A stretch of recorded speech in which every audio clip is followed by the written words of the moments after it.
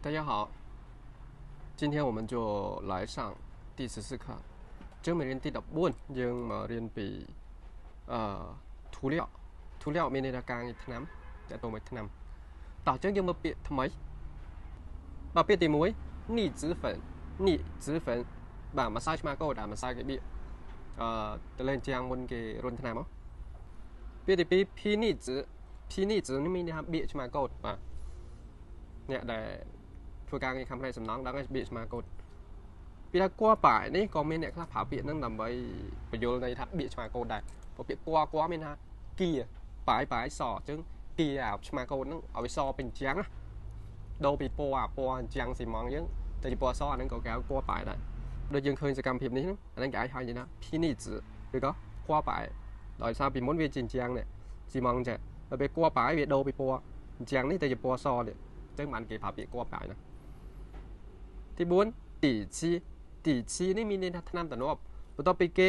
បៀកឆ្មាកោតហើយគេមិនខាត់វាអាឡងហើយគេមិនត្រូវរុញឆ្នាំតំណប់មកជាន់សិនទៅបានគេរុញឆ្នាំផ្ទៃជាងមួយទៀតបើសិនមានកន្លែងខ្លះដូចជាងក្រៅនោះគេរុញអាឆ្នាំឡងមកជាន់ទៀតអញ្ចឹងការងារឆ្នាំវាមានច្រើនជាន់ដែរមានឈីនេះគឺជាឆ្នាំផ្ទៃជាងបន្ទាប់ពីឆ្នាំតំណប់បន្ទាប់ពីយើងបៀកឆ្មាកោតហើយខាត់ហើយរុញឆ្នាំតំណប់ហើយអានេះគឺយើងរុញឆ្នាំជាងមកបាទទី6គឺ刷子មានន័យថាជក់បាទជក់លាបថ្នាំហ្នឹងទី7គុនថងស្វាហ្នឹងគឺរឡូរុញថ្នាំបាទនេះរឡូគេពងរុញថ្នាំហ្នឹងអាហ្នឹងគេហៅគុនថងស្វាទី8គឺមេវិនជាចោតែស្គុតกระดาษធម្មតាអ្នកធ្វើការងារថ្នាំក៏ដឹងហើយកែងកែមដើម្បីគេរុញថ្នាំកុំឲ្យវាឆ្លងពណ៌មានថាបើសិនតែពណ៌ផ្សេងគ្នាគេប្រកាសជាបិទអាហ្នឹងកុំឲ្យរុញទៅវាប្រឡាក់ទៅដល់កែមជាងផ្សេងទៀតបាទអញ្ចឹងខ្ញុំអានឲ្យម្ដងទៀត逆子粉批逆子刮白底漆面漆刷子滚筒刷美文纸胶带 OK តើអញ្ចឹងយើងមើលអត្ថបទសន្ទនាអញ្ចឹងនៅក្នុងអត្ថបទសន្ទនាគឺមាន2នាក់ទេ A និង B អញ្ចឹង A នេះគាត់និយាយថា从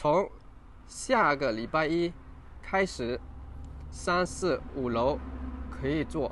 涂料了下个礼拜一គឺថ្ងៃច័ន្ទសប្តាហ៍ក្រោយទេ开始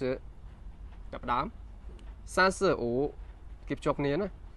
ឡូមានអ្នកជាន់អញ្ចឹង3、4、5ឡូជាន់ទី3ទី4ទី5可以做涂料ដូចខ្ញុំបានបញ្ជាក់ខាងលើមិញហ្នឹងគឺការងារថ្នាំបាទតើតមកថ្នាំចេះបបប្រហែលថាចាប់ពីថ្ងៃច័ន្ទសប្តាហ៍ក្រោយទៅជាន់ទី3ទី4ទី5អាចធ្វើការងារថ្នាំហើយអាចធ្វើថ្នាំបានហើយអញ្ចឹង B គាត់និយាយថា好的墙面上要装修柜子的地方给我标注一下បាទ好的 OK 墙面នេះគឺផ្ទៃជាង上ខាងលើអញ្ចឹងនៅលើផ្ទៃជាង装修decor柜子ตู้地方ទីកន្លែង标注នេះមានថាចំណាំឬក៏ធ្វើអីមួយចំណាំ note អីចឹងមកអញ្ចឹង B គាត់និយាយថា好的 OK墙面上要装修柜子的地方អញ្ចឹងនៅលើជាងកន្លែងដែលត្រូវ decor ទូបាទនេះទី5មកជួយបាទនោះនេះអត់មានពាក្យជួយខ្ញុំថែមទេជួយ note ឬក៏ជួយគូសអីចំណាំឲ្យខ្ញុំតិចផងបាទធម្មតានៅលើការងារសាងសង់មានកន្លែងខ្លះវាត្រូវ decor តុបទូអញ្ចឹងកន្លែងហ្នឹងគេមិនធ្វើថ្នាំទេកុំឲ្យវាខាតថ្នាំកុំឲ្យអីគេយកទូហ្នឹងគឺចាប់ជាមួយអញ្ចាំងឲ្យគេតម្លើងទៅអញ្ចឹងគ្នាយើងអ្នកខាងវិស្វករឬក៏ធ្វើការងារហ្នឹងគាត់ដឹងហើយព្រោះយើងមិនបាច់រុញថ្នាំនាំខានថ្នាំទៀតទេដើម្បីសំចាយបានមួយផ្នែកដែរព្រោះថាអាគារហ្នឹង20ជាន់អីគាត់តែច្រឡោះដាក់តុបទូយើងកាត់បន្ថយថ្នាំធូរអាហ្នឹងក៏សល់លុយបន្តិចដែរអញ្ចឹង A គាត់និយាយថា我会安排的ខ្ញុំនឹងរៀបចំអូខេខ្ញុំនឹងរៀបចំ安排រៀបចំ 3楼都是样板间ទាំងអស់គ្នាធ្លាប់នៅចាំបានទេពីយ៉ាង板间មានន័យមិនបាទយ៉ាង板间គឺបន្ទប់គំរូចឹងគេថាជាន់ទី3សិតតែជាបន្ទប់គំរូ你要快点做អ្នកឯងត្រូវធ្វើឲ្យលឿនតិច不能拖得太久มันអាចធัวនេះមានថាបញ្ជាភាគច្រើនគេប្រើពាក្យធัว時間มันអាចបញ្ជាពេលយូរពេកទេព្រោះពាក្យជៀវនេះមានថាយូរពេកចឹងមិនអាចបញ្ជាពេលយូរពេកទេណា B ក៏នេះថា7天之内我们会完成一层楼包括内外墙霹雳纸刷底漆和面漆ចឹង7天7ថ្ងៃ之内គឺចង់និយាយពីចន្លោះពេលកំឡុងពេលចឹងកំឡុងពេល7ថ្ងៃ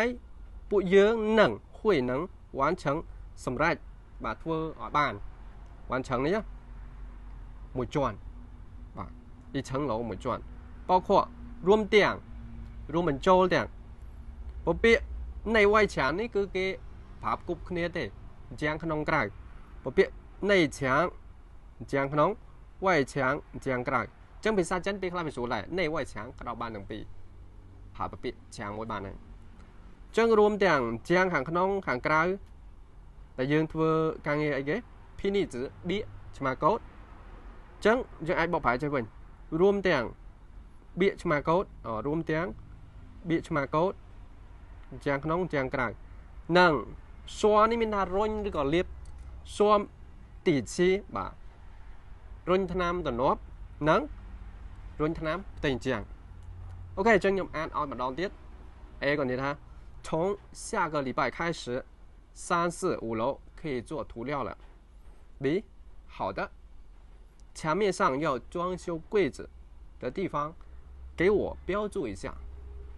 A 我会安排的3楼都是样板间你要快点做不能拖得太久 B 7天之内我们会完成一层楼包括内外墙霹雳纸刷底漆和面漆អូខេអញ្ចឹងអត្ថបទថ្ងៃនេះមានថ្ងៃនេះខ្ញុំសូមសង្ខេបតាមហ្នឹងសង្ឃឹមថាទាំងអស់គ្នាព្យាយាមកត់វាដាក់សភៅដើម្បីយកវាប្រើប្រាស់នៅក្នុងការងារ谢谢